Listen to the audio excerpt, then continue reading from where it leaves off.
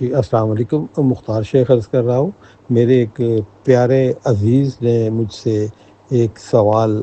نماز کے متعلق پوچھا تھا، جو کہ میں نے اس کو جواب دیا، لیکن اس خیال سے کہ اپنے دوسرے بہن بھائیوں تک یہ میسج اور پیغام پہنچا دوں تو میں اس کو ریکارڈ کر رہا ہوں۔ سوال کیا گیا تھا کہ اگر آدمی اکیلے نماز پڑھ رہا ہو، یعنی آدمی مرد، تو کیا وہ اس کو اذان اور اقامت کہنا چاہیے؟ تو اس سلسلے میں گزارش یہ ہے کہ اگر کسی شرعی مجبوری کی وجہ سے آدمی گھر میں اکیلے نماز پڑھ رہا ہو تو یہ ریکمینڈڈ سننا ہے کہ اذان بھی دے اور اقامت بھی کہے۔ اس سلسلے میں یہ عرض کروں گا کہ ایک نبی صلی اللہ علیہ وسلم کی بڑی پیاری حدیث ہے جس کو عقبہ بن عامر نے نسائی میں کوٹ کیا ہے کہ نبی صلی اللہ علیہ وسلم نے مثال دیتے ہوئے کہا کہ ایک چرواہا جنگل میں یا ریگستان میں اپنی بکریاں لے کر جاتا ہے، اور جب عین نماز کا وقت ہوتا ہے تو وہ پہاڑ کی چوٹی پر یا پہاڑی پر چڑھ کر اذان دیتا ہے اور اس کے بعد اقامت کہتا ہے فرض نماز کے لیے، تو اللہ تعالیٰ اس کو خوش ہوتے ہیں اور کہتے ہیں کہ دیکھو میرا بندہ جو ہے وہ اس نے اذان اور اقامت دی، میں نے اس کے گناہ بخش دیے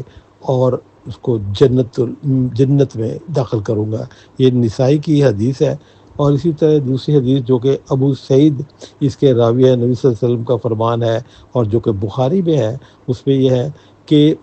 جو شخص اذان اور اقامت کہتا ہے تو تمام جمادات مطلب نباتات، مثلاً پہاڑ، درخت اور جاندار جو ہیں وہ اس کی محشر میں گواہی دیں گے کہ اس نے اذان کہی اور اقامت فرض نماز کے لیے کی۔ تو یہ دو حدیث ہیں، اور یہ اگر آپ کسی شرعی مجبوری کی وجہ سے مرد حضرات گھر میں نماز پڑھ رہا ہے اکیلا، تو اس کو چاہیے کہ اذان ہلکی آواز میں دے تاکہ باہر تک آواز نہ جائے، اور اسی طرح اقامت بھی ہلکی آواز میں دے۔ یہ ریکمینڈڈ سننا ہے، اور یہ مردوں کے لیے حکم ہے، کیونکہ عورتوں کو جس طرح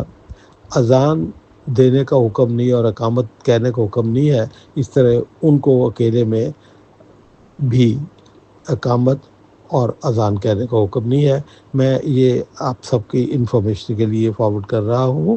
وما علینا الا البلاغ۔ اللہ حافظ۔